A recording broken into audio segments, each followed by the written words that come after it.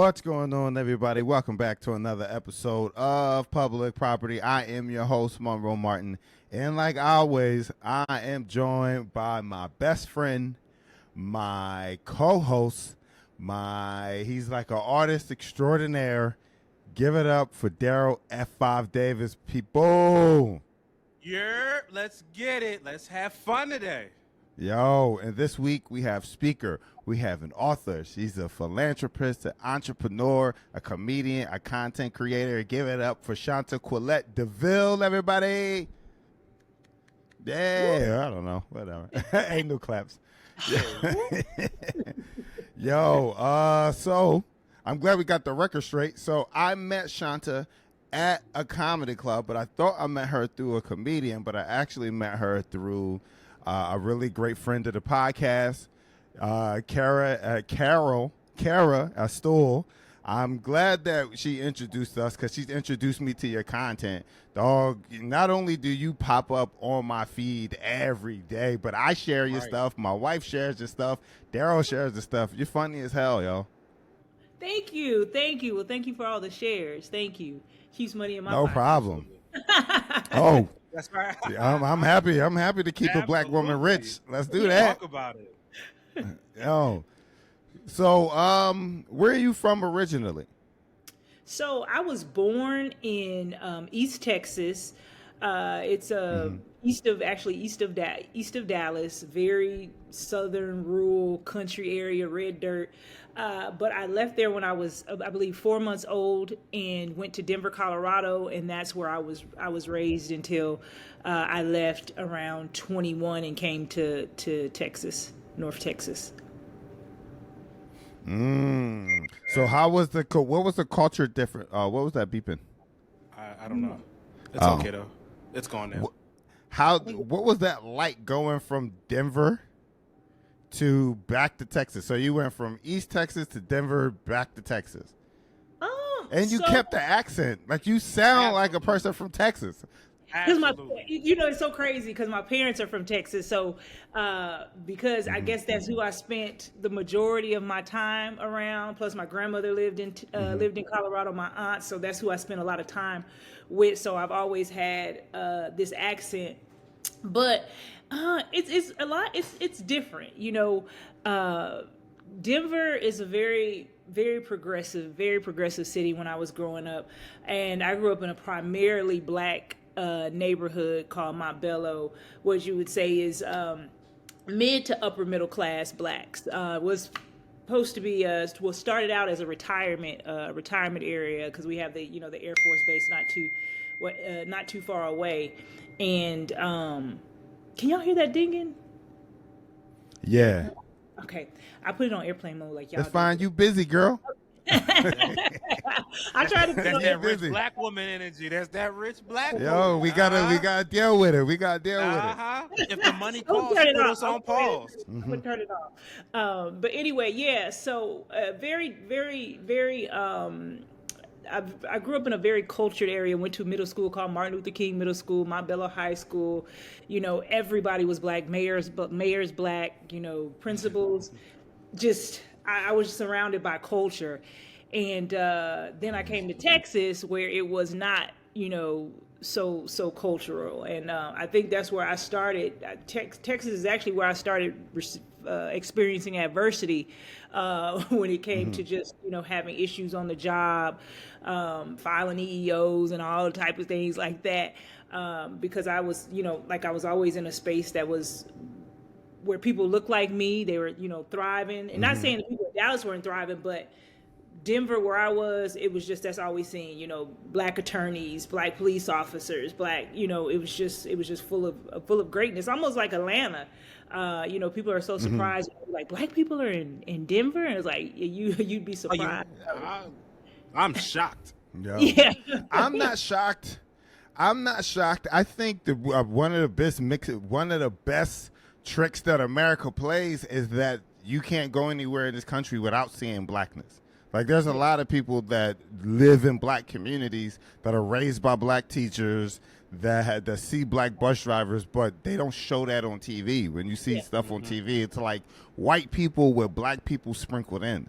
Like Yeah. America's what, 16% black? We gotta be somewhere. Yeah. Absolutely. You And know what I black- mean? We gotta live together somewhere. And black people doing well. That is, that's the thing. A lot of black people doing well is not, I wasn't surrounded by poverty. Most of the people I went to school with were 2-parent households. Very, very good, thriving community where I grew up. Nice. So That makes me want to go visit.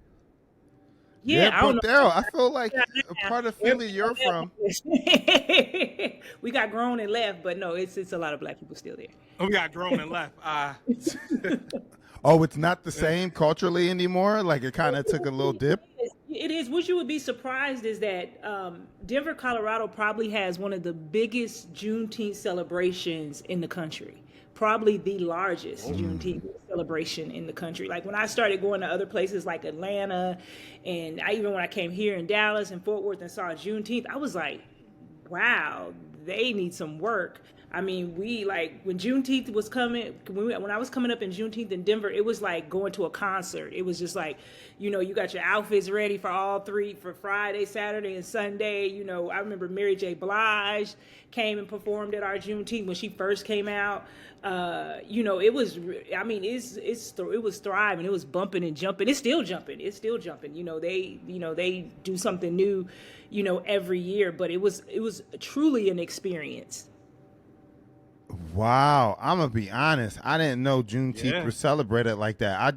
I knew about Juneteenth, but I didn't know there was Juneteenth celebrations and parties and stuff like that. I've been missing out. Everything. Yeah, we gotta slide over. Yeah. Yo, all we celebrated was Martin Luther King Day, because I knew that, because that's how you get in there. You got no school Monday, right? Martin Luther King Day, well, no school Monday.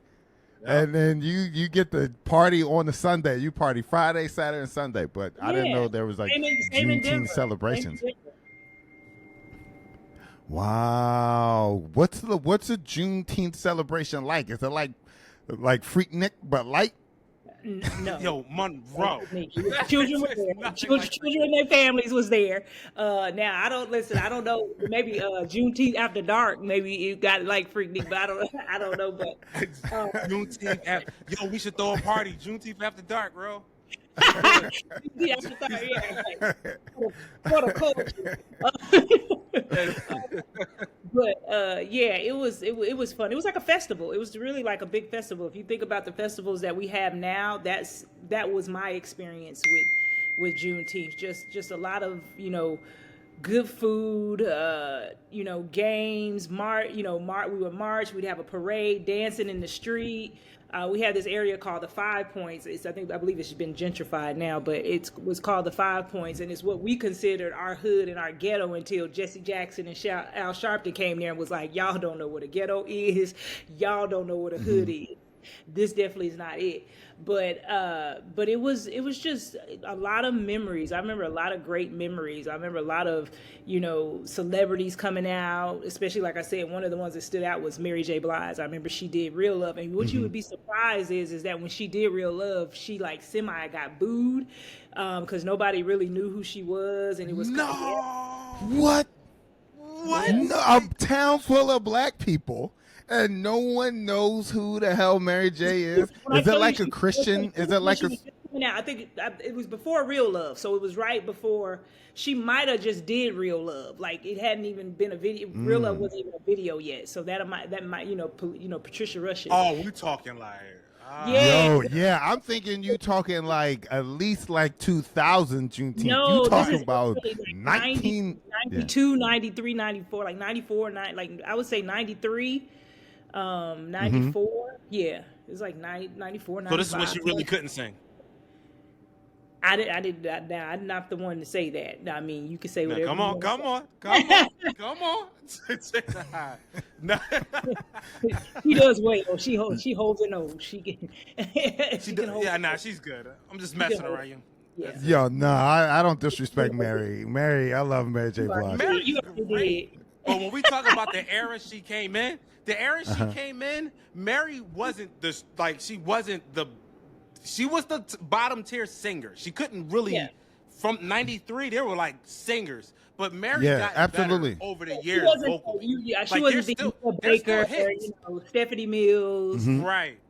Faith Evans, but she was still good. Like her, because she did a lot of remakes. No, most of her songs were remakes. So I think that's where she got. I think that gave her a boost because Patricia Rush and all the different songs that she was remaking. I think that gave her an extra boost. But I love Mary. I think Mary had a hard time in the beginning because she was the birth of R&B. What is that, like the R&B that had the hip hop flavor? Like R&B. Yeah. So you didn't really have to sing. You just had to keep a note and like keep the beat up. You know what I mean? Energy, the vibe. Yeah, but she proved herself. I think she proved herself. Yeah, she probably got like I remember when they said she was gonna do a verses, and she was like, "I ain't doing no verses. Can't nobody." She had some hits. I mean, Mary had some real hits. The only person that could do a verses with Mary was probably Beyonce, and Beyonce would never do it. There's no one that got as many hits as Mary J. Blige besides Beyonce. Am I wrong? Who? Well, she was doing Beyonce. I think they were going to try to put her up against Tony. Wasn't it going to be Tony and Mary? I thought it was Tony or Tony Braxton. Who? Braxton? Tony Braxton? Was it Tony? Wasn't it Tony? When she was like, when they were saying when they did it, and she was like, "No, thank you." When I don't know if it was like a spoof or something like that, but I believe it was Tony a beast. Tony a beast, but it's not. She don't got as many hits. Oh, wait. No, Monroe. Nah, don't do this. 7 whole days. Oh my goodness, that first album. Her first album was killer. No, I believe all of that, but Mary also she transcended. Like I feel like Tony Braxton is still like I know this sounds weird, but she's like black famous, right? No. Where disagree. You don't think so? I think they're both famous. No, you're wrong. Right. No. I think Mary is also white famous. I think Mary hateration, holleration, whatever the fuck that song is called. White ladies sing that. Like when they say, I think apparently people started when she crispy chicken and lamb. I think that's when she, kind of went back. Oh, the McDonald's commercial. Yeah, once you start singing about chickens, you take a dip back. You go, they like, all right, get back there. I thought that amplified. I thought that amplified her to the white audience. I'm about to say white people singing love about chicken. Black people talk about chicken. Yeah, they love that shit. They like about watermelon. Because I have listen. Here's my argument. Oh, go ahead. I have a lot of white friends, and it amazes me that there is no intersection when it comes to what black people do. Like they are like totally clueless. So it may be like one song, like, oh, Mary J. Blige, what is that? What did she sing? Was she the one in the Burger King commercial? Was she the one? It's kind of like it's kind of like that. Ah, damn. Yeah. Damn. They do know like Beyonce and Meg Thee Stallion, and it just depends. But I have had friends that are like, I remember I asked a friend about, we were talking about Erykah Badu, and they were like, I've never heard of her, and I was like, what? Oh God. Erykah's amazing. And I was just shocked. Amazing. But then there's especially if you ask them if they're in Texas. Yeah. Well, you were in Denver when you asked that question, I'm sure. Right? No, I was actually in Texas. This is like being grown. Like no, they need to lose every credit. I was grown, because then it's different on my side. Because if somebody's like, "Oh, do you know like Metallica?" I can like tell you a Metallica song. I can tell you like a Warren, a Def Leppard song, but. On that side, on my friends. Can you can do that? You have to speak by experience only. Some of my friends don't.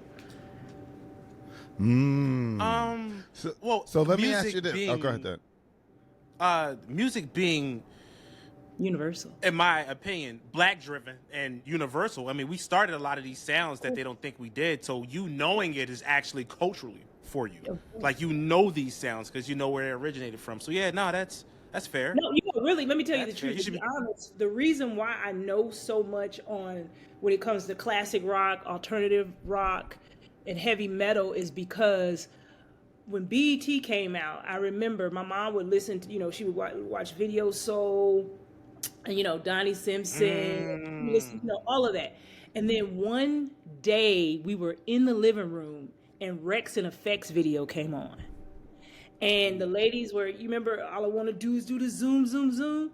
And Absolutely. my mom was like, it's over. She got rid of the entire channel. She got rid of the entire channel, was like, heck no. Y'all not going to be watching no booty popping, whatever this rigmarole is. That's the word she used to say. Whatever this rigmarole is, y'all, no, y'all not watching it. So she got rid of it. And all we had was VH1 and MTV. And so we started learning which was, the music wasn't any better based off of, topics and what they were talking about, because a lot of it was, drugs and getting high and stuff. But that's where Absolutely. I learned a lot of that's why I found my love of alternative rock and classic rock, because that's all, I remember my mom going out and was like, we want White Snake for Christmas. Can you go get us a White Snake and a Jane's Addiction? And you had this little black lady in the record store on Tuesdays when all the albums came out on Tuesdays in the record store. Mm-hmm. I remember going into the store with her and her getting Jane's Addiction, the single I Got Caught Stealing, and White Snake for my sister. And so, but then, once we got older, she got BET again. She got it again. We got a new cable service and she got BET. And then, it was just, How old were you when you got BET? This is when I believe it was like in I want to say it was in the 6th grade when we moved to Montbello. So I want to say it was in the 6th grade when we got it back. Yeah. Wow. Was it like did you feel like you missed out on shit? Was it like a culture shock again? Or did you sneak BET? Okay. No, we didn't sneak BET. There wasn't no sneaking. We didn't sneak. Or you couldn't go to other friends' house? I went to a friend's house and they had music. Mm-hmm. Or my dad listened to a lot of rap music and blues. He loved rap music. Johnny mm-hmm. Guitar Watson and stuff. But he loved Eazy-E, DJ Quick, Mac Ma. My dad listened to all of that, and so that's where I have a really great love of West Coast rap, and so it was kind of diverse. But we just didn't get the videos and things like that. And then Denver didn't. They were very slow to catch on when it came to music. So a lot of the stuff that we got, it was like really late. It had already been out for for probably months or maybe a few years before it got to our radio station, because my mom was listening to gospel. We was listening to gospel, the Williams Brothers, Shirley Caesar, Vicki Winans. That's what it was, either that or the blues and rap. Let me ask you a question. So, growing up in a predominantly black neighborhood and going to predominantly black schools, were there like other races that went to your school, like white and Asian and stuff like that? Oh yeah. We had probably I'd say Montbello.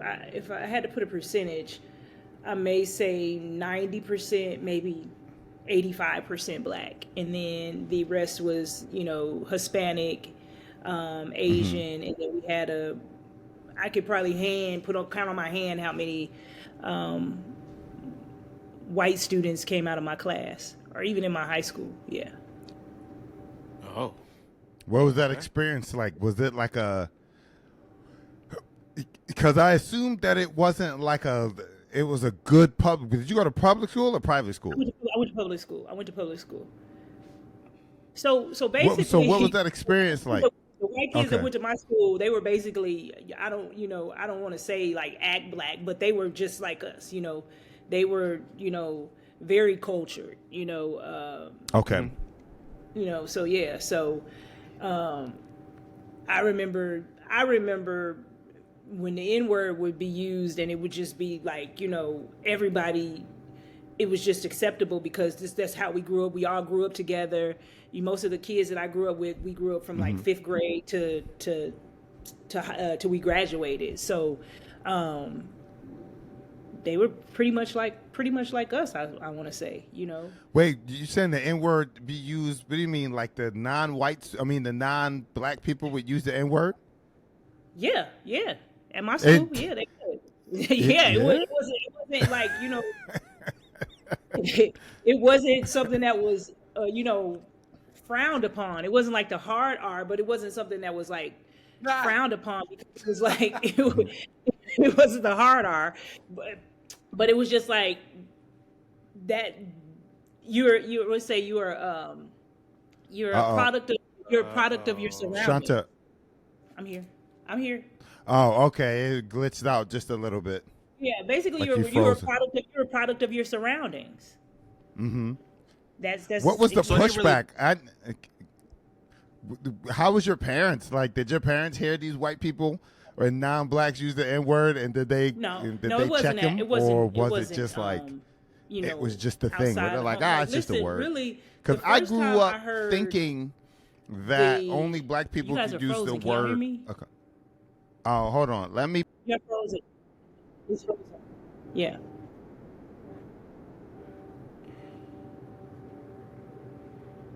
Oh, Rose gone. So they didn't like really say, yeah, he's gone. So they was like, they didn't say the full word. They was like, Nick, please, like that. It wasn't like Nick. No, it was just like you be. No, they would actually say the word. There was somebody saying the word. It wasn't like, it was just like conversational. Like you would hear people say the word. Like I knew a particular person who would use the word all the time, but he was a gang member. He was a Crip, and he was like him and his brother were probably the only white guys in this gang, and it was a real gang because some of these dudes are in prison now, they would just be talking. So it'd be like, I don't want to say how they say it, but yeah, it would just like be a conversation. Or if they're arguing, it would be said, but it wouldn't be looked at as if it was said in a way, like in a derogatory way. It was just more like they saying it. It wasn't really frowned on. Nobody ever said, beat him up because he said the N-word. A lot of the kids that we grew up that were white, we looked at them just like they were us because we grew up together. Yeah. So it was never. So Texas is like a little now like a little utopia. Hindsight now, being grown and stuff, is that acceptable? No. It's not acceptable to me. But even if it's the same situation, so even if it's the culture and a bunch of non-black people living in a black community, it's not acceptable? Not to me. Knowledge is power. And when you know better, you do better, right? And so that's one of those situations. That's how I see it. You know better, you do better. And like then we were kids, so of course I would not judge anybody based off of what they did when they were a child, because we were children, right? And so we were all products of our environment. But now I know better, right? And so probably words that I was saying back then as a child I wouldn't say now because I know better. Yeah. Fair. That's true. Yeah. So out of that little group, one of them white kids went to New York, went to the Bronx. It was like, yo, my niggas, and they back and told her like, we.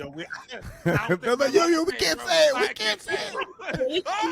Yeah, I'm sure you can go anywhere. Because like I said, when I heard the first time I heard the hard R, I went to in elementary. I went to an all Hispanic school, Swansea, and literally it was like me, my sister, I think maybe 4 or 5, black kids that went to Swansea. And I remember the first time I heard the hard R, I didn't even know what the person was saying to me. I just knew they said it, right? So I didn't know what it meant. Oh, they said it to you. Said it to me. I was like in the 3rd grade, and I remember his name is Anthony Apodaca. Anthony Apodaca, if you out there, I remember. But I was She gonna beat your ass, Anthony. Whoop that ass. Oh, She God, owe you an ass whooping, Anthony. no Nobody. violence, no Throw a violence. chicleta for the culture. But no, but I remember him saying it to me, and I remember like all the kids, and the reason why you know it's bad is because the kids with the ooh that comes behind it when they say it, right? Ooh, like what did he say to me? And I remember getting off the bus and telling my dad, and he never even like explained like what was said. I just remember this boy called me this, and my dad was like, "What?" You know, my dad was the kind of dude that had a cigarette in the corner of his mouth and talked with the cigarette in the corner of his mouth, and have a gun on him, And so he's like, "What?" And he told me to go back and say like the most derogatory thing that you could say. When you see him tomorrow, you go back and you say this, and I bet you he won't say nothing else to you. And I went back and I said it, and guess what? He did not say anything else to me again. And but it wasn't until I got into middle school, and we started, learning Black history, African American history through middle school and high school that I learned really what that word meant. And I think I saw middle school roots was the first time I saw roots in middle school. So to learn the definition and everything behind it, it was a really important moment in my life. I think Roots was introduced to everybody in high school. That was the first time I saw it. I was pretty graphic for a middle schooler. Same. Like I actually seen what was it, Schindler's List in high school. So saw it too. So I still haven't seen Schindler's List. Really? No. Wow. No. Wow, that's crazy. I crazy. I know we learned it. I saw it senior year. Oh, that was a prerequisite to graduating. Damn. So I went to a high school. I'm from the hood, but I went to a high school that was in the Northeast, like far Northeast, Philadelphia. And my high school had skinheads. And that was the first time I ever dealt with true racism. Skinheads? Skinheads. Really? I went to a high school with skinheads. Yeah. At one time, it was this movie, American History X. American History X, yes. With I'll never forget it. North, what's the name? North, I forgot his name. Oh, damn, we all blinking. The name is right there, right? Oh my God, he played the Incredible Hulk. He played the Incredible Hulk, and he played that really good movie with Richard Gere where he played crazy, and he killed the priest. No. I didn't see that one, but he's in front. Ed Norton. Ed Norton. I had it North. I was like North. Ed Norton. He's an amazing actor. So I'm in my biology class, which was a ton of skinheads in there, and the teacher puts on American History X. Now I'd never seen this movie before in my life, but they put it on, and when the dude like foot stops him into the curb, the way they cheered. Yeah, they cheered in the classroom. Into the concrete. I remember that. Exactly. They cheered. So, and I'm just sitting there like, and this is 9th grade. I'm just like, all right, what do you do to this? Right. So, racism is all over. But skinheads, I didn't know anything about them until I left the hood. Yeah. Until I went to high school out there. It was just like, how do I deal with this? Now, I did know about the skinheads before I really knew what the Ku Klux Klan was, because every Martin Luther King holiday in Denver, when we did the march, because we would go march every Martin Luther King holiday, the skinheads would be at the Denver Capitol protesting with their signs and their swastikas. I mean, every single, and the police, they would have it brigaded because it's freedom of speech and it's their right? But they would do it every Martin Luther King weekend. I remember. Now I remember who they were, what they stood for, but I still at that time didn't really know, but then once you start seeing it on the news and they started talking about it more, it's like, oh, okay. And then I moved to the South and moved to Arkansas, and I really got to see what racism was about. I don't know much about Arkansas. Racist. Right, don't that just sound like racist? Welcome to Arkansas, but not you niggas. That's what it says. It was basically like that. It was basically like that. It was an experience. It was a real experience. Was that like the most uncomfortable state you ever been in? A most uncomfortable. You would say for you? Probably was Arkansas. Yes. It was a very What's crazy? very tumultuous about it. Like they literally, I remember going to, because I was in Fort Smith, so I was in a very industrial, also rural part of Arkansas that bordered Missouri, Oklahoma, and Kansas, right? So everything was right there. Okay. Right. We would have to go up into that because I was a revenue officer for the IRS. And so I was a field agent, and so I'd be in the field a lot. And so that would be, traveling to these backwood areas, like these stereotypical people think like that stereotype. No, that's for real. Like it's real. And but I remember when I first got there in 2014. Yeah, it was around 2014. I got there, and I remember taking a veer off the road, trying to find a grocery store. And I was like, in the city, you could take a left and a right, and it's going to bring you right back to where you started. But in Arkansas, you take two lefts, you may not know where you end up. And so I ended up in this town, and I remember the sign. It was a sign, and it said Historical Sundown Town. And I was like, why? Anybody still have that? Every, like, the houses were full of Confederate flags. Like it was just Confederate flags everywhere. And what was interesting is this was even before I had my first day at work. Like this was like I was seeing all this before I had even started the job, because I had moved 2 weeks before I actually was set to start. And I remember the first question when I got to the job, when they were like, "Do you have any questions?" And I was like, "Yeah." Do you have do you guys have any situations when it comes to black people and white people here? And he's like, situations. I'm like, yeah, like situations. And I remember this guy, William, he's like, I know what she's talking about. And he raises his hand and he's like, "What are you talking about?" He's like, "Well, with me and Shay, she's another black girl. She was in another part of Arkansas." He's like, "Well, me and Shay, we were driving in Gravette, and we saw a nativity." He said a nativity set up, but they had on Ku Klux Klan outfits. And my boss was like, "Even little baby Jesus?" Yeah, he said they were. He said nativity. It was like a nativity, but they had on Ku Klux Klan outfits. And my boss was like, "You never told me that." And he's like, "Yeah, but it's the truth." And when I tell you that was my experience from the day that I started, from the day that I left, it would be an understatement. It would be an understatement. It was. I would tell you, the 4 black people that was there, we all relocated out. we all got. How long did it take for the relocation?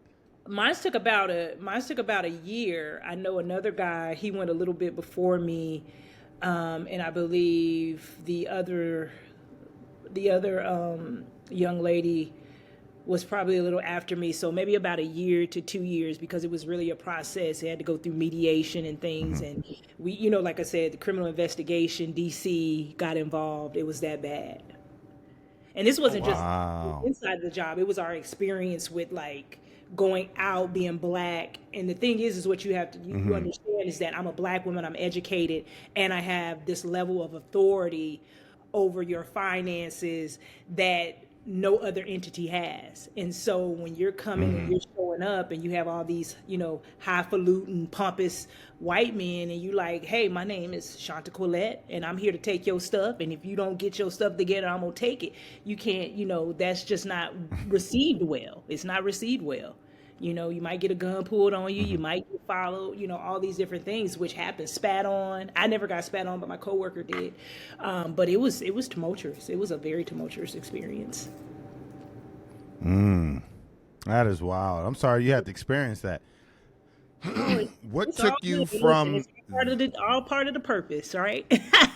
Yep. So, how did you go from working for the IRS in Arkansas to being a comedian and content creating? So So comedy is something I always loved. I've always had a deep love of comedy. Grew up really loving, George Carlin. He's like one of my favorites. And I always wanted to be in entertainment, but life happens. And so after I left Arkansas, after my debacle there, I started having some real deep health issues. I started, experiencing a lot of issues with my health.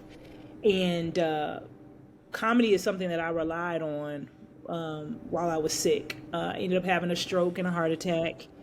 And again, comedy was something I'm sorry to hear that. Seriously. No, don't be sorry. Only be sorry if I'm dead. I'm alive. Oh yeah, well, you say sorry at my casket. No, but I understand. But no, I went through the stroke, and just like I said, I was just really relying on comedy. I was really depressed. My job was something that I worked really hard for, something I enjoyed, something I loved. And then TikTok fell in my lap. My son and my daughter asked me to join them one day. Long story short, I started doing the TikToks with them, really started enjoying it, became a very active user.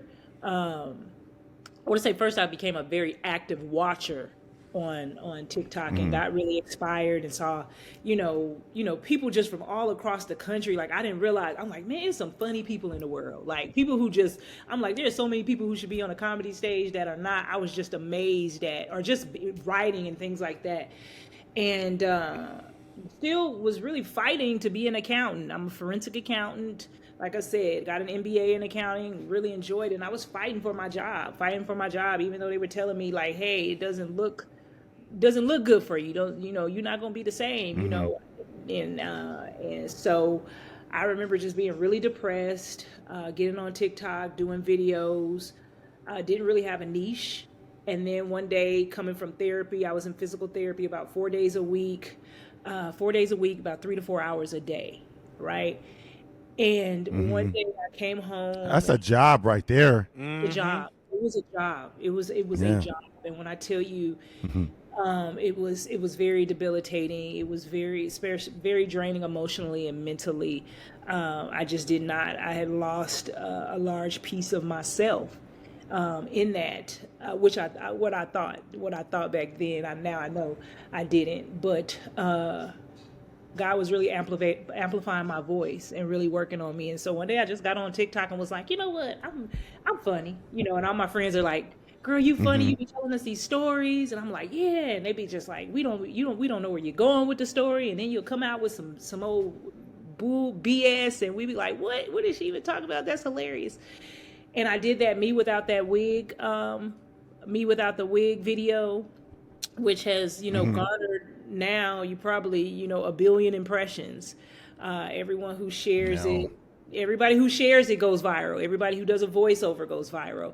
And that really put me on the map to something great. And as I continue to do the videos, as I continue to have people like request me to do different things, and my son got involved, I just started to grow. And then comedians started reaching out and was like, hey, are you a writer?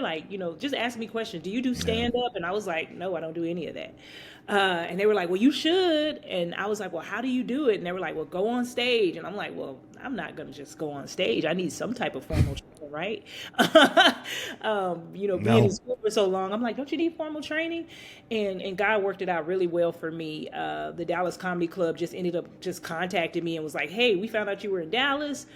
Hey, if you need stage time, if you need training, if you need classes, we offer all of that. And so I took them on their offer, and 2021, I got on the stage and I did my first show, which I got a standing ovation because nobody really truly knew if I was funny or if I was going to be funny, or, that transition from content creation to the stage, as you hear from most people, is very difficult and not easy to do. And so because you're funny behind the camera, or because you make silly videos, stand up is really a different line of business, right? It's comedy, but it's different. All these different genres of comedy are different. Stand up is a beast, and I was able to take what I was doing for many years, of just making people laugh, and I do public speaking. That was probably the easiest part of it for me, was just being able to get up and engage an audience and talk to an audience. Was most people say that's what they like most about me, is my stage presence, and my cadence. So, but yeah, it was just something that God pushed me into, that I didn't even know that was going to come about. And so I'm here today, really doing something that I enjoy, something that I love, and truly walking in my purpose, very unconventionally. Yeah. Well, now with the stand up, do you infuse all this in the stand up too, like with the heart attack, the stroke, and then just your faith? Do you bring that into your stand up as well? Yeah, absolutely. Are you clean? Do you do clean comedy, or are you like? I write clean. And Okay. it really is just getting a feel of the audience, getting a real feel of the audience. And so I've done clean shows. Like, there are some shows where they say, we want you to be, this is corporate comedy, we want you to be clean. So of course I'm clean. But then other times it's just, going into the environment and just really peeping the audience and seeing what the audience likes. I've been really, really working to for me now to minimize the amount of vulgarities that I use on stage. But like I say, and I won't even say vulgarities. Like I don't use the F word. I don't do any blue. I don't. And if I do talk, sex, it's related to my stroke and my experience as a patient, and how that translates in my marriage, and so okay. so those are the type of conversations that I have, and I'm very detailed, but it's really just telling my story and being authentic as I can with my story and being relatable to my audience. And I think that's what sets me apart from other comedians, and it's not my, I just know that stand up is a conduit to where I want to go. I love writing, I love sketch comedy. That's where my heart is. What's the end goal? Not that I hate saying end goal, but what's the bigger picture with stand up and entertainment as a whole? So I know you have a media company too. Yeah, I do. Quidity Entertainment, and me and my son now, we are working on our first sketch comedy series. We're writing that now, and he's working with me. My son is working with me on the writing for this show, and it's really just based off of my life as Shantaquilette, as someone who is this mom who is venturing out to this life of entertainment, and how that translates through my family, because everybody, it's like this forced fame, like everybody is forced into fame, and how we're all doing that. It's basically just kind of what you see on the internet, every day with me and my son. He's very talented as well. And for the most part, we do everything improv. We don't write our scenes. We don't practice our scenes. It's just, we just roll the camera, and I don't know what he's gonna say. I just like, hey, this is what I'm gonna do. This is the synopsis, and he goes with it. And so he's very talented, and I think he's discovering that more every day, that there's something that he has, there's something very strong that he has. And even with some of the comedy that I do on stage, a lot of times, when I run through my jokes, I'll go through him, and everybody else may say, you run your jokes past your son? Oh yeah, because I run some of my jokes past my son, and he'll be like, well, how did that go? And I'll be like, oh, that one landed really well. And he's like, okay.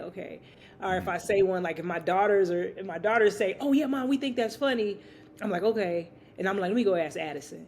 And I'll go ask Addison, and Addison's like, if you say it this way, I bet it'll hit harder. and if you punch it up a little that What way. makes you trust his comedy chops over? Oh shit, sorry. What makes you trust his comedy chops over everyone else's? Because we have a proven record. We have a Oh, proven okay. I record. like that. I like that. We have a proven record. Like, he's funny. Like, Mm-hmm. he has, I get a lot of that. Like, he is hilarious. Like, people ask me all the time, you know, why doesn't he do stand up? Do you think he'll do stand up? And I'm like, I don't know. I don't know if that, I don't want to force him into anything. I think he's talented and he'll do great with whatever he does. But I see that he has a strong, creative side when it comes to comedy.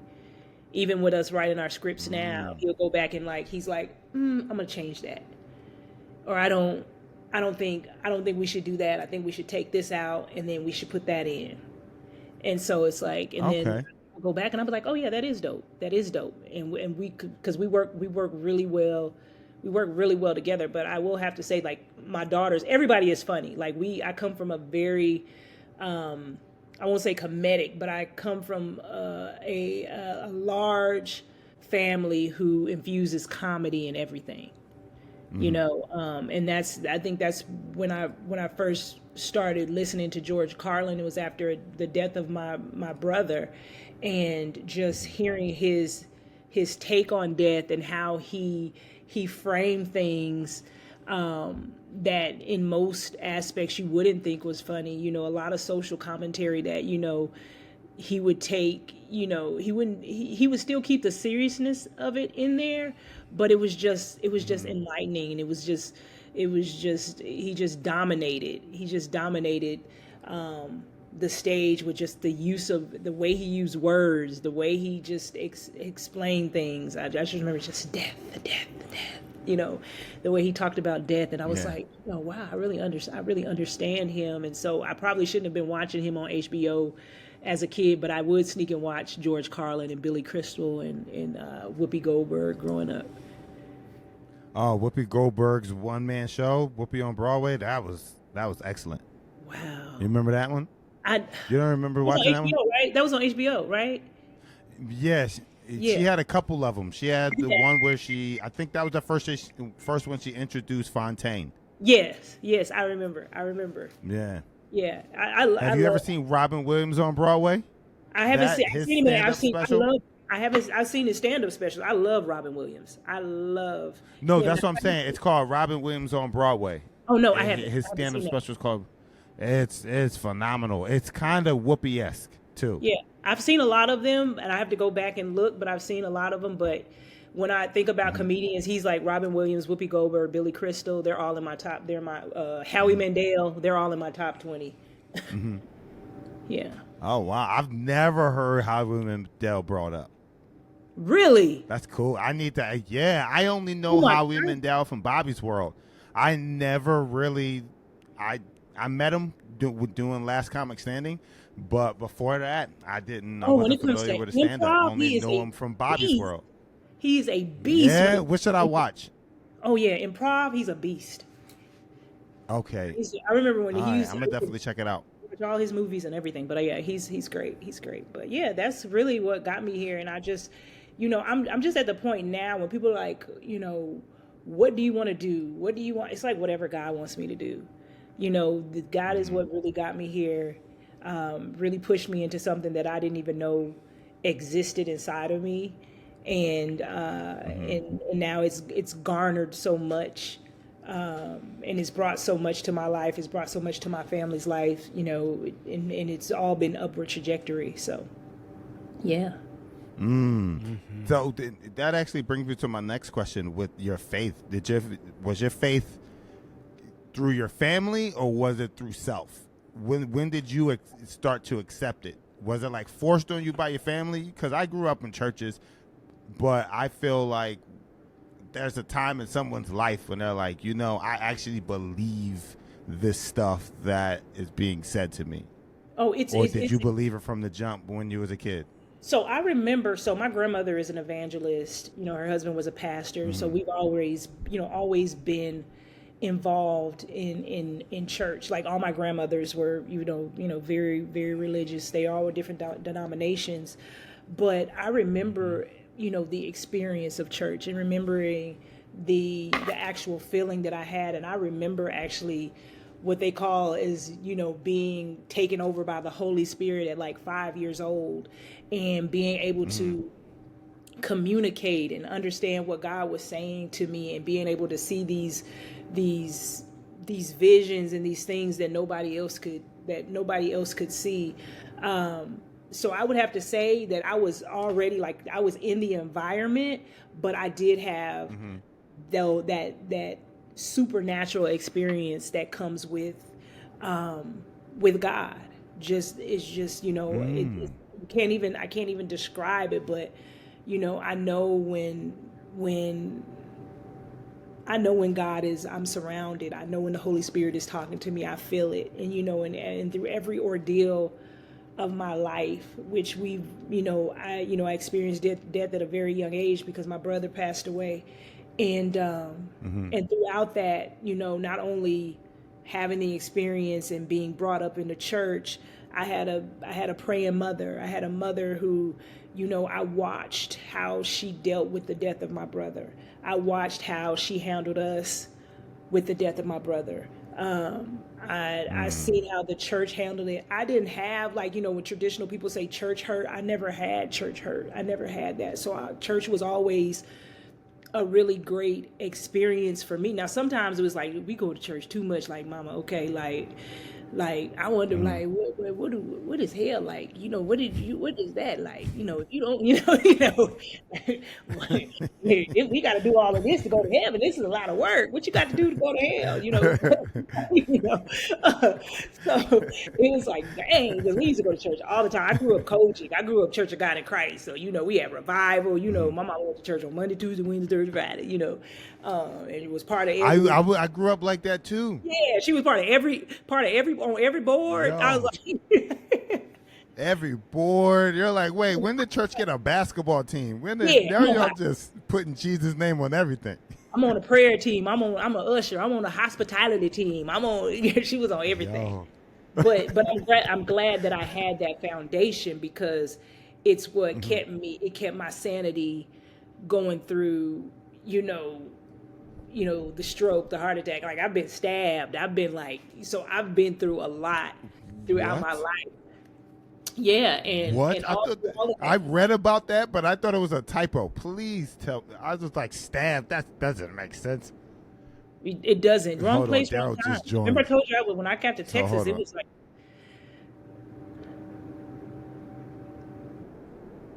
All right. Daryl's coming back. We can't see. Okay, we can see you, Darryl. So she just it's fine. It's fine. As long as you can hear us. Can you hear me? I can hear you. Okay, cool. So Shantaquilette just revealed that she got stabbed. Yo, this lady is the $1 billion woman. How are you still moving? Stab, stroke, heart attack, the grace of God. I'm a fighter. I am a fighter. Yes, you are.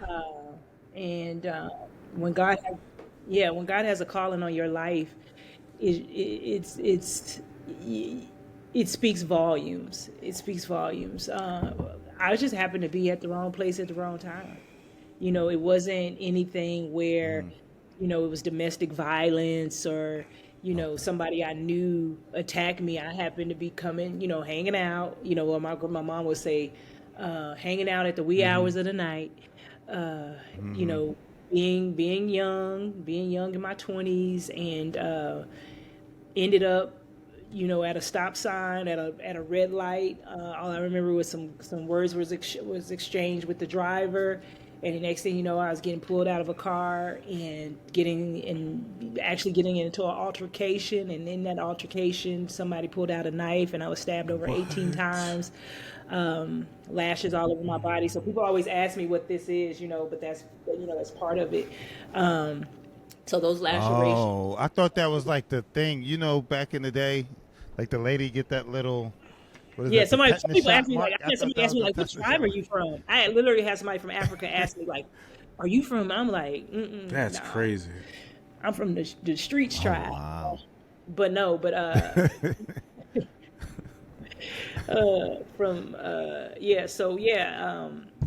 It happened 18 times.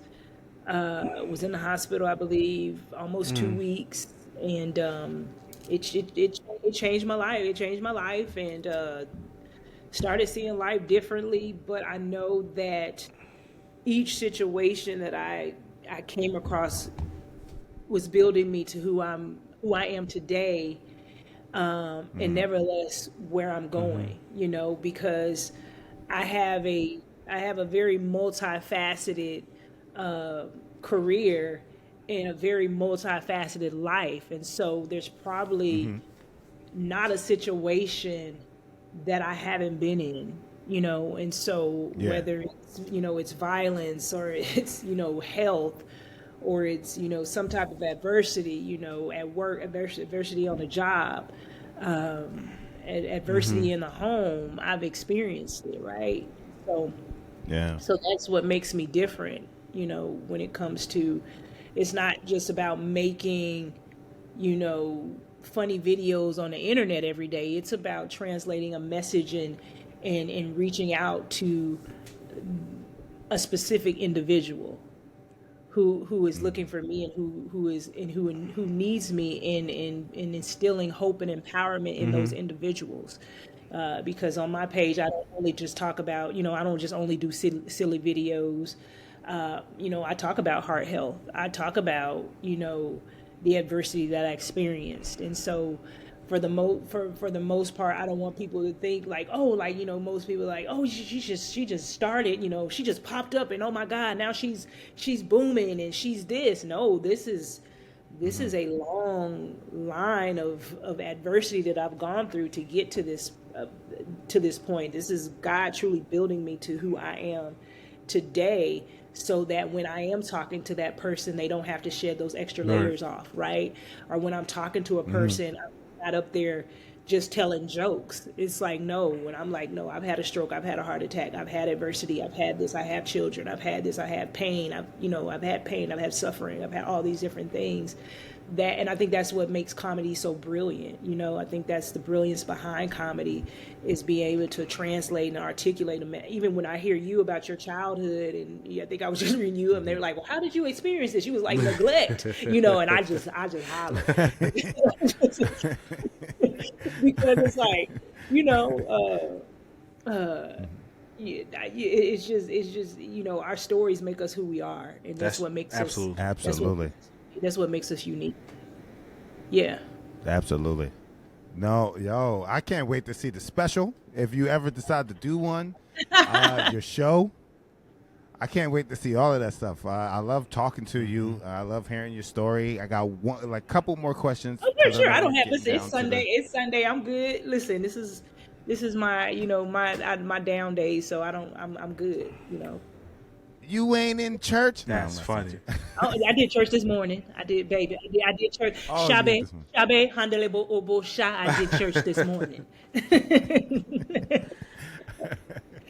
Let the church say amen. You wear a lot of hats, yo. You run multiple nonprofits. You have your own media company. You are also a comedian, a content creator, a mother, and a wife. How do you find balance in doing all of that? You don't. There's no balance. Okay, I like that. There's no such thing as balance. As much as you try to find it, there's not. I think it's more about prioritizing what's important, and putting your effort into what's important. You know, a lot of times you hear people say, oh, you need 18 streams of income to be successful, you know, and it's like, no, you just need one thing, and you need to be really good at it. And when you're really good at those things, it opens up doors for other things, right?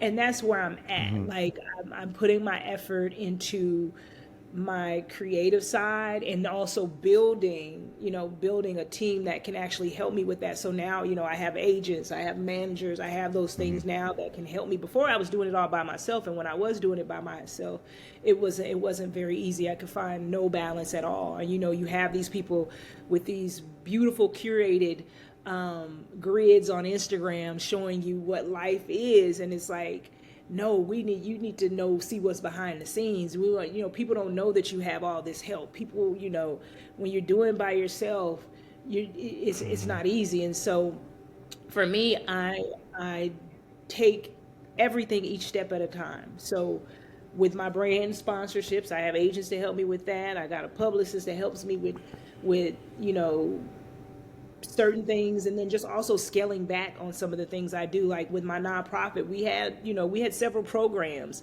but my nonprofit, which is grassroots, could not be 100% successful, or I couldn't give 100% to all those programs. So what I said was, I'm not getting rid of my nonprofit because it has my heart, but what I will do is scale back and just do one program and focus on that program, and then also get other entities involved to run those programs. So that's how I do it. So when we do our care packages, we partner with other agencies and organizations to help us that actually support those missions, with helping us with the packing parties, helping us ship out the products, helping us deliver the products to the patients, and do those things. And with the writing, like I said, I have my son, and I have other people who assist me with the balance of that. And with the entertainment company, I'm doing shows quarterly. So when they were like, "Oh, we want you to do shows every month. We want you to do shows twice a month," you have to know your boundaries and your limitations. Because one thing my mom said, if you're doing everything, something's going to be left undone. Something's not going to be. Something's going to be left on the side, and it's going to go to the, it's going to go off, and it's not going to be as good as everything else. So when they said, "Hey, we want you to do this," I'm like, yeah, I can't do twice a month. I can't do once a month, but I set my boundaries where I could do quarterly. I can do these comedy shows quarterly. And that's basically how I do everything. I think I put most of my, I won't say I think, I know I put most of my effort into my content creation, and my effort goes there because that's where the most of the money comes from. And even with my consumer goods company, I have a team now. I have them, social media management. I have a manufacturer now. When I was at first, I was making all the products in my kitchen myself. Me and my husband are getting our hands dirty. We're shipping and doing all these things ourselves, but now we have someone who ships the products out for us. So it was very hard doing it by ourselves and trying to do everything, but now we're slowly building our team so all these different areas can be efficient. Okay. Sorry, it was a little glitch. I was like, okay, y'all go say something. You still there? Oh no, I was listening. No, I was listening, but your voice is not matching up with your video. So your voice will go, like and then the video comes like later. Yeah, it's like it's like, hello, yeah. I see you, son. Yes. Where are you going? Yo, what's the weirdest dream you've ever had? This is gonna be funny because I feel like, ooh, I've had a lot. This is gonna be funny. Oh God, this is the weirdest and funniest dream I never forget. So this was when I believe I was like maybe 13 or 14. And I'm walking down the street, and I say that, ooh, I'm hungry. Yeah. And it happens to be a vending machine full of chocolate. It's just a vending machine full of chocolate. So I stick $1 in the machine, and you know how the little machine comes out to drop the candy? Well, the candy doesn't drop out. So I start like kicking the machine, right? So I start kicking the machine and like trying to get my candy out. And the machine the machine comes alive, right? And it has those big hands like Mickey Mouse, like Mickey Mouse. And it like squeezes me, and it starts shaking me. And the next thing you know, it's like this music, and I'm like in this like Candyland world, and like there's like lollipops and peppermints, and it's spinning, and I just turn around, and like the chocolates are chasing me, the vending machine is chasing me, and I'm just screaming. And then next thing you know, I see like I'm getting close to what I think is a door, and the door is like opening up, but it's got teeth, and all the candy turns into monsters, and then I just scream and I wake up. That's like the weirdest. Oh wow, that is a weird ass dream. Right? Do you remember what you ate bar that night before? Like, what did you eat before bed? Yeah. Oh, I don't. Normally, I drink a lot of water and I will eat. Oh God, I love Rolos. Okay. So like Rolos and chocolate turtles. Okay. Yeah, but I had to hit me Rolos. like an almond joy. I Joys are love great. almond joy. But You don't like almond joys? oh my God, I've never heard. You are. Let me tell you something. You are. I'm gonna be honest. They're not my favorite candies. Daryl, Like when I see an Daryl, almond joy, they're always expired. Yes. Almond Daryl. joys always look a little dusty. Whenever I go to the corner store and there's an almond joy Always there, they're class dusty. Go ahead, individuals sorry. who love, like you have to be a special class. Because most people who love almond joy, do you like candy? No, corn? my brother does. I can't do it. I can't do candy corn. Me? Yes, I love Can't candy do it. corn. Can't do it. So most people. Am I a listen, weirdo for eating candy corn? Do you love Arby's? Do any of you like Arby's? Arby's. We don't really yeah. have that many have Arby's Arby's. in Philly, so I did that like was, this yeah. survey. I did this survey online one day, and it was like most people who like almond joy love candy corn. They love Boston baked beans, and they love Arby's. Boston So- baked Arby's. beans is great, but Amazing, but almond some people, joy.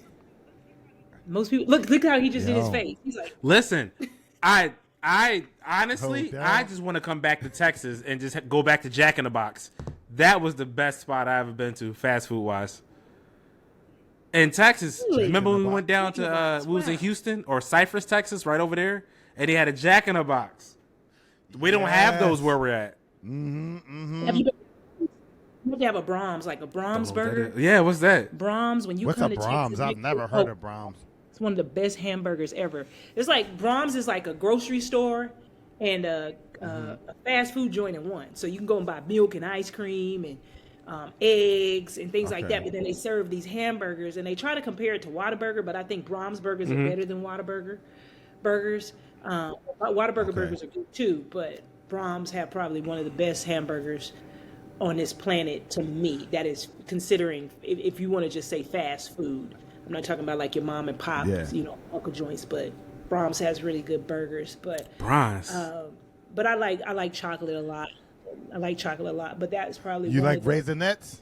Oh, I love Raisinets. I tear up a Raisinets. Raisinets are good. Yeah. People Raisinets. Now, how do you feel about Raisinets and popcorn? Have you ever put Raisinets in popcorn? I put them in caramel popcorn and like caramel, I've never done that. not in Yes, just like I know butter what you're talking popcorn. about. But I put Yeah.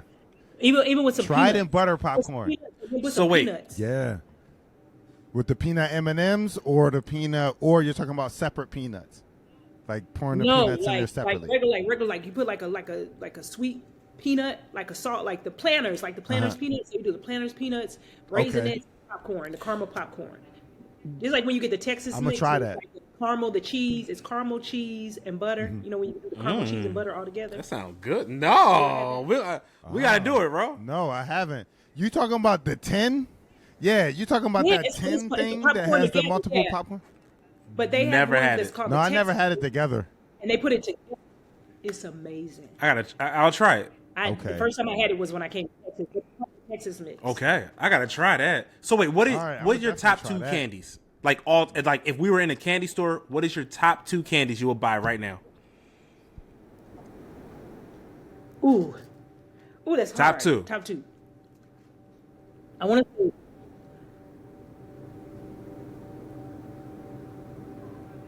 Oh God, that's so hard. Top two. I don't. Boston lemon I heads break and the Boston ice. baked If, beans. okay. I love Boston baked beans and I Okay, love okay. lemon heads. Monroe. Yo, I grew If up I had on to lemon pick heads. chocolate, it's gonna be Rolo and Okay. Almond Joy. Okay, Monroe, what's yours? Okay, all right. Mine is Raisinets Okay. and trail mix. I am Mike and Ike's and Yo, Dots. Ooh, Dots I like the love chewy thing? Dots. Get with the mic and like, yeah, but My Dots, dentist hates them. I love them. I thought yo, my grandma pulled Dots out. I thought we were gonna punish me. I'd give me those. Yo, I'll right? take that. Grandma, you got something. These. It gotta be the. It gotta be the. No, it gotta be Dots the is the like tropical, couch like candy. the flavored ones, not like the other Dots. That's just like, it gotta be regular. Like nursing home. All right, yo, we're not gonna do that's what that. it feels like. Dots Don't feels do like that. Nursing home gummies. Yeah, you were right with the mic and It's like Dots and tapioca pudding. Like, they go No, like right stop. next to each other. No. No, don't Who shit eats on tapioca tapioca pudding? pudding, all right? And then like I'm gonna have Tapioca. my son, Yo, I'm gonna have something, have my son push me up through to the window, and I'm just gonna look out the window and eat. eat your tapioca. Yo, In no, a the robe. little tapioca. in a robe with a robe set. I guess they gonna come back and see me real soon. That is so messed up. What years? Nah, What years? I think you're wrong Yo. about tapioca pudding, yo. Miss I Angela, promise you. Miss Carter, your mama been dead 45 years. What now? Oh no. Because isn't tapioca pudding just butterscotch pudding? Like pretty much it's the similar No. flavor. No, Monroe. You don't like butterscotch? That's another push you up to the window See? with your robe on. Oh my You are. God. Yo, I'm an old man then. I'm Listen. an old man. Butterscotch, that was my favorite thing I about love church. butterscotch. Now, I love some went to Werther's. church Werther's. for I the love some butterscotch hard candies. I Werther's. love Werther's. Okay. Werther's originals. But you're not. Yeah. I do love What? those. I You do got an love old those. person candy. It's something there. You just not saying it. Yeah, she's What is embarrassed. Well, no, it's the Boston baked beans. The Boston baked beans. Boston baked is beans. the Oh yeah, old I person compare them to candy. Boston baked beans. Oh, you know those candies? One candy that I love that I know everybody hates is from Brock's, the brand Brock's. You know Brock's candy.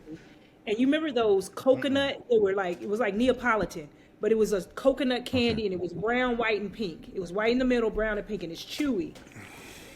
And you No, get I it. never It was had in the that. candy store. It's like Brock's. I'm gonna show you a We picture. didn't have candy stores. We got both. Poppy stores. you get whatever's in the front. Yeah. Yeah, I'm gonna show you. It is Neapolitan, pink, white, and brown. That's probably Okay. a lot of. Okay, so it's these right here. They're called. I don't know what they're called. No, it's just called 3-color coconut. Yeah, I've never heard of that. 3-color coconut. I've never seen that. I've never even Never. seen that in my life. Yeah, y'all got that Candy. one. Yo, I've never seen that candy in my life. You get these at like Cracker Barrel. You'll find these at Cracker Barrel. They'll be next to the Laffy Taffy. So this is like the Laffy Taffy, the banana Laffy Taffy. This you might get the peppermint sticks and all the different flavors. You know they have the peppermint sticks, and you get them in green apple and or you get like I've only been to Cracker Barrel once in Yep. my life, and that's because of Darryl. Oh. Yeah. Have you ever had that's 'cause Chico of him. stick? Yeah. The orange Chico stick that's kind of like Yes. Okay. Yeah. yeah. So they they came out around the same time. Like if you go to like the old school candy stores, you're gonna find the 3-color coconut. It's amazing. It's amazing. Oh.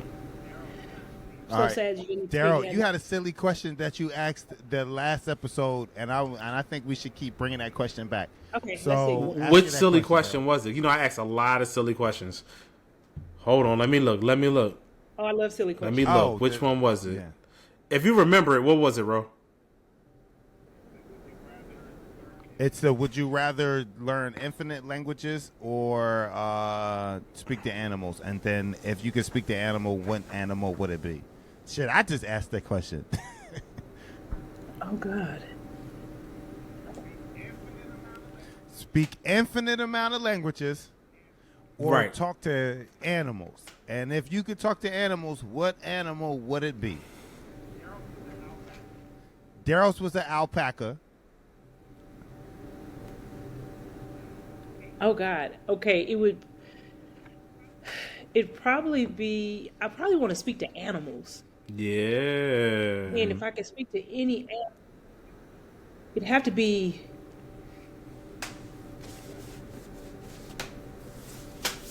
I would say hyenas. I would like to speak to a Interesting. hyena. Interesting. Yeah. Interesting. Why Yeah. a hyena? Because they travel in packs. And I think that if I were ever to like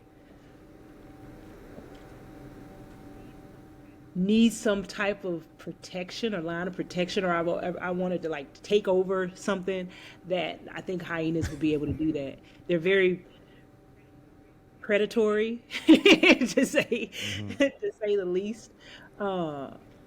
But I just, even when I watch Lion King, I just like, not saying I like evil or anything. I just like how the hyenas move. Yeah.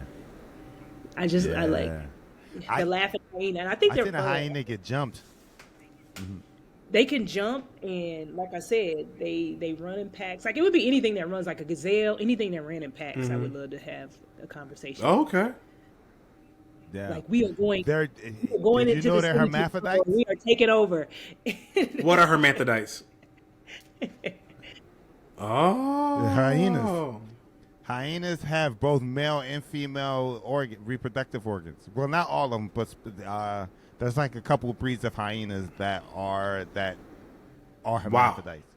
Oh wow, I didn't know that. Yeah. They're I went to a safari. Yo, and hyenas are dominated by the women. So the women are the leaders in the hyena pack. Yeah. So that's why I thought you said that.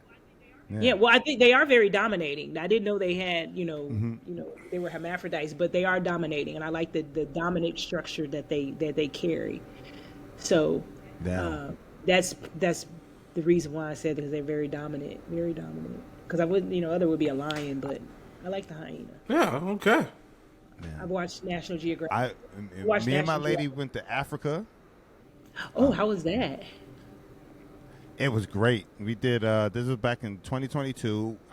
We went to Nairobi. We were there for 10 days. We did 3 shows, and at the end of it, the promoter gifted us a trip to the safari. And it's not like it was great. It's not like a Six Flags safari. Like you're out there in the Mara, because that stretch of land is called the Mara. So it's like the Masai Mara. And it's basically glamping, where you're just in this little tent conservation type thing, where it's like maybe like 4 tents.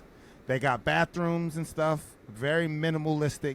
Wow. And the animals are all around you. Like the monkeys were running above our tent. You can hear them pulling at the zipper, because they made us, they padlock you in. Because they're like, look, if we don't lock it, these monkeys know how to open your stuff and go in. So we gotta lock you in at night, right? So we were there for 3 days, and you would go out in the morning to the Mara, and you would be out there when the sun up. You come back when the sun is going down. We seen everything. We seen a gazelle take like a deer type thing up in the tree and eat it and throw the pieces down for its cubs. We seen a pack of hyenas jump this one hyena, and I called it. We were sitting there for like 30 minutes, and I'm like, yo, this don't feel safe. Like, these hyenas are just sitting here and watching us like this. Can we leave? And they're like, no, Asani Sana, like everything will be okay. And within like 2 minutes of that, so one of hyenas steal cubs. So one of the hyena went to this hyena den and tried to like steal the cub, like the little hyena cub, and they all just jumped on it and like whooped his ass until it peed itself. Like, I got video. I'll send it to you. Wow, I'll DM it to you on Instagram. That's crazy. I've seen hyena ass. That's crazy. That's crazy. Like I've seen We've seen it up close and personal. Yeah, I've seen where I saw a lady, like I saw a group of people at a safari in Africa, and they were getting chased like by a giraffe. I've seen them I saw a rhinoceros and a hippo like chase a vehicle. And I think hippos are like probably one of the most dangerous animals out there. But I was like, I always wanted to go. I've been learning about my ancestors and my history, and so I'm very eager to visit Africa, because I found out that I have. You should definitely go. Etrian in me, so. Oh, you're Etrian? Was it Eritrean, or is it called Etrian? How do you say it? Etrian. Uh-oh. I'm here. I can hear you. Yep. I can hear you say uh-oh. There you go. Oh, okay. All right. Yeah. Yeah. So yeah, I learned Etrian. So because now the more weight that I lose now, I have more people coming up and asking me like, are you like? It's the first time. Last year, I think it was probably an all-time record of how many times I was asked, "Am I black or am I African?" And I was, and I would get so good. I was like, "Huh?"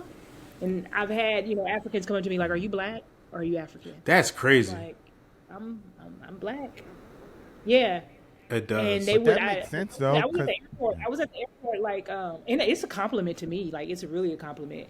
Like when somebody's like, "Are you from Africa?" I'm like, "Oh yes, thank you." But I don't know. It just does something to me. But I was at the airport maybe like 2-3 weeks ago, and the guy was helping me put my luggage in his car, and I could tell when he was talking to me, but he was talking to me in another language. So I just kept looking at him like. I was like, huh? And he kept saying, something. And I guess he was trying to see if I understood. And so I was just like I was like, maybe he's talking. I was thinking maybe he has an earbud in. I said, oh, maybe he's talking to somebody else. So when I got in the car, he's playing some Ethiopian music. And, I'm bumping my head. I'm like, oh. And he's like, he turned around really quick. He's like, you like Ethiopian music? I said, well, I love this music. I love this. If this is Ethiopian, I love it. And he's like, yeah, that's what I was trying. He's like, that's what I was trying to do earlier. He's like, I was trying to see if you were either Eritrean or Ethiopian, and you weren't responding. So I figured like, no, she doesn't understand. I was like, well, I realized a few months ago that my grandmother, which they always said that she was Native American, but found out that she was she was from East Africa and also indigenous Asia. That's pretty cool. Oh wow. Yeah. Also, Texas has like a big African population, right? Like a lot of Africans go to either Houston and stuff like that. Yeah. Like I know Especially in the Las Colinas. We have like in the Las Colinas area, there's a huge. Well, I know a huge Ethiopian, Eritrean, Somalian part of Africa, but yeah. You should but definitely go. Yeah, I want to now. I want to, I want to find out more and then maybe get some citizenship. I just got to see how much Eritrean, because I think Eritrea is probably one of the only countries where you have to. I think he told me maybe 40 to 50%. It was something to get citizenship. I think he told me it was like it's probably like the hardest country in Africa. Now this is somebody telling me this. I hadn't researched. Wow. I hadn't researched it, but he was actually Eritrean, and that's what he told me. Okay. But absolutely trying to block your blessing. He like, yeah, nah. I think usually he was actually very welcoming. He was telling me everything. He was telling me like all the tribes. He was like, there's 9 tribes. They have 9 tribes there. He was telling me all the dialects. Like it was a long Uber ride home. But I got a lot of information. But I was like, once I started researching more, because like I said, the more I lose weight, the more I guess I looked. When I had a lot of flesh on me, I guess they couldn't tell. But now I don't have a lot of flesh. But there's big women in Africa. They love big women. Yeah, I was like, I guess maybe my cheekbones are a little bit more prominent now. I don't know, but it's like the flesh was a disguise, I guess. All right. Yo, well, Shantaquilette, thank you so much for doing the podcast. Please tell people where they can find you at. Hey Shantaque, HeyShantaque.com, Hey Shantaque on all my handles. It's as simple as that. I have a brand called Girl Be Natural, Pink Peppermint Project, but Hey Shantaque will lead you to all things me. All right. Yo, thank you so much. I appreciate it.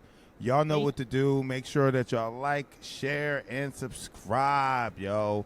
Leave a comment. Tell us who you want to have on. Tell us who you want us to have on. And make sure you go follow the people that we have on, because these are fucking phenomenal people, yo. And people that you can learn a lot from, especially Shantaque. Get it. Yo, if anything, you should learn resilience and faith. Only one. So, Darryl. Hey, you can follow me at F5 is Hip Hop on all platforms. Monroe. That was it. I mean, that was it. Nah, it's all there. It's all there.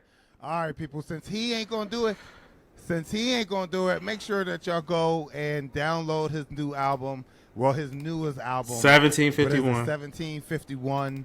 It's a passion project. It's based on the neighborhood that he grew up in the Often. house that I hung out in a lot. It's an autobiographical album, so make sure y'all do that. All right, y'all. See you later.